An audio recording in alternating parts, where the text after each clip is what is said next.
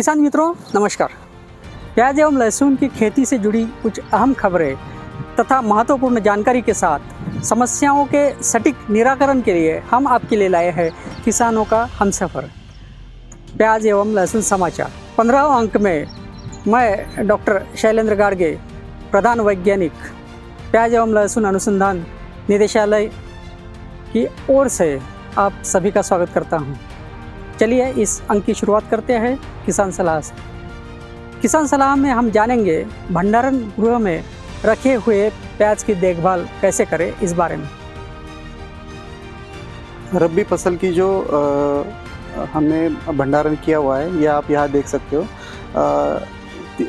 प्याज में 3 प्रकार के जो नुकसान होते हैं, उसमें एक होती है कि वज़न की जो घट होती है या वज़न की जो कमी होती है वो होती है। उसके अलावा जो प्याज सड़ता है या उसमें सड़न हो जाती है, ये इस तरह का प्याज होता है। और एक तीसरा जो प्रकार है उसमें अंकुरन हो जाता है या स्प्राउटिंग जिसको हम कहते हैं। ये 3 प्रकार के जो नुकसान है प्याज की जो भंडारण में, उसमें जो ये बरसात का मौसम है, इसमें ये सड़न का प्रकार या फिर जो स्प्राउटिंग या इसको अंकुरन जो आता है, इस प्रकार की समस्याओं का हमारे किसान भाइयों को उनके भंडारण में उनको देखने को मिलती है। तो अगर इस प्रकार की उनको अगर समस्या दिखती है और वो अगर किसी पर्टिकुलर लॉट में बहुत ज़्यादा है, तो उसमें एक सलाह ये है कि वो उस लॉट का भंडारण करे। इसके लिए उन्होंने जब ये हार्वेस्टिंग के बाद अपने प्याज का जब भंडारण करते, उसी समय उन्होंने इस तरह के जो पार्टीशन, आप यहाँ देख सकते हो कि यहाँ पे जो हमने भंडारण किया गया है, ये पार्टीशन वाइज किया है।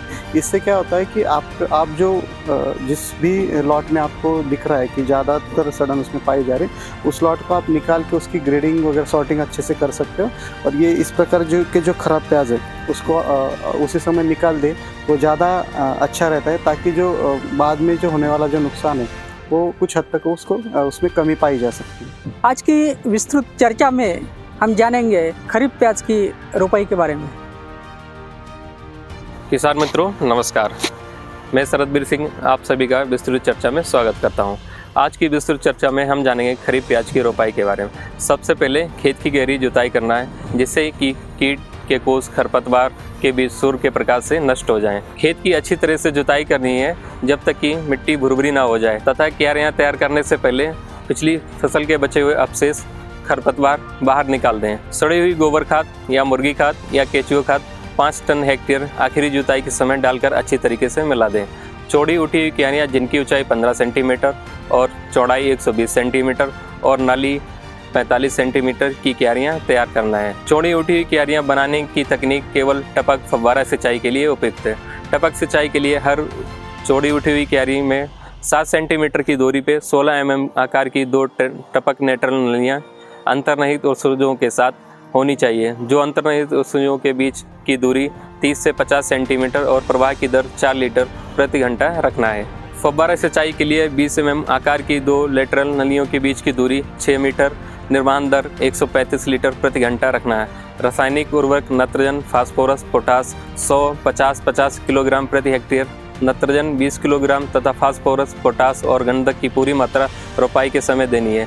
शेष नाइट्रोजन की उर्वरित मात्रा 3 समान भागों में रोपाई के 15, 30 एवं 45 दिन के बाद देनी है। खरपतवार नियंत्रण के लिए ऑक्सीफ्लोरोफेन 1.5 से 2 ml प्रति लीटर या पेंडीमेथिलीन 3.5 से 4 ml प्रति लीटर का छिड़काव रोपाई के समय या रोपाई से पहले करना है। लगभग 40 से 45 दिनों के पौध की रोपाई पंक्तियों के बीच 15 सेंटीमीटर और पौधों के बीच का अंतर 10 सेंटीमीटर रखकर करनी है। रोपाई के लिए पौध का चयन करते समय उचित ध्यान रखना है कि कम और अधिक आयु की पौध रोपाई के लिए नहीं लेनी है। रोपाई से पहले पौध का शीर्ष का भाग 1/3 काट कर ही रोपाई करना है। फफूंदी रोगों को प्रकोप को कम करने के लिए पौधों की जड़ों को कार्बनडाजिम 1 ग्राम प्रति लीटर प्लस कार्बोसल्फान 2 ml प्रति लीटर के घोल में 2 घंटे तक उपचारित करने के बाद ही रोपाई करना है। रोपाई के समय तथा रोपाई के 3 दिन बाद सिंचाई करें, ताकि पौध अच्छी तरह स्थापित हो सके। धन्यवाद। चलिए अब जानते हैं संस्थान की कुछ अहम खबरें। संस्थान ने कृषि विज्ञान केंद्र बारामती के साथ मिलकर SC/SP के अंतर्गत किसानों के लिए प्याज उत्पादन प्रौद्योगिकी इस विषय पर 21 जून 2024 को मिरज गांव करजत एवं वाघा जामखेड़ में किए प्रशिक्षण कार्यक्रम आयोजित। इन प्रशिक्षण कार्यक्रमों में खरीफ एवं पछेती खरीफ प्याज की प्रौद्योगिकी पर प्रधान वैज्ञानिक डॉक्टर शैलेंद्र गाडगे एवं वरिष्ठ वैज्ञानिक डॉक्टर राजीव काले ने किसानों को मार्गदर्शन किया। संस्थान में प्याज मूल्य श्रृंखला प्रबंधन पर 29 जुलाई 2024 को एक चर्चा सत्र का आयोजन किया गया, जिसमें टाटा ग्रुप के चेयरमैन डॉक्टर एन चंद्रशेखरन की प्रमुख उपस्थिति रही और दापोली कृषि विश्वविद्यालय के पूर्व कुलपति और निदेशालय के पूर्व निदेशक डॉक्टर के लवांडे, सह्याद्री एग्रो नासिक के संस्थापक श्री विलास शिंदे, महाराष्ट्र राज्य स्मार्ट प्रोजेक्ट नासिक डिवीजन के प्रमुख सुनील वानखड़े, प्रगतिशील किसान, युवा उद्यमी, टाटा समूह की कंपनियों के विभिन्न अधिकारी और संस्थान के निदेशक डॉक्टर विजय महाजन एवं वैज्ञानिक गणों ने भाग लिया। इस चर्चा सत्र में प्याज के मुख्य श्रृंखला प्रबंधन पर हुई विस्तृत चर्चा। महाराष्ट्र के बारामती तालुका के किसान एकनाथ शंकर कामले जी ने व्हाट्सएप पर पूछा कि रोपाई से पहले पौधों का उपचार कैसे करें। तो पौधों के उपचार के लिए 1 फुट गहरा गड्ढा खोदें और उसमें प्लास्टिक की सीट बिछा दें या प्लास्टिक ट्रे या ड्रम का भी उपयोग कर सकते हैं। फिर पौध की जड़ों को कार्बेंडाजिम 1 ग्राम प्रति लीटर प्लस कार्बोसल्फान 2 मिली प्रति लीटर के घोल में 2 घंटे डुबोने के बाद ही रोपाई करें।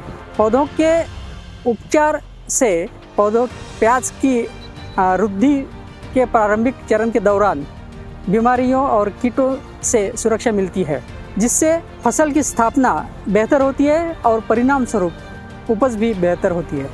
किसान मित्रों, याद रखें, आप व्हाट्सएप या फ़ोन पर भी प्याज एवं लहसुन की खेती की समस्याओं के समाधान के लिए संस्थान से संपर्क कर सकते हैं, जिसके लिए संस्थान का व्हाट्सएप नंबर है 84 59 71 55 76। किसान भाई, इस अंक का समाचार यहीं पर समाप्त होता है।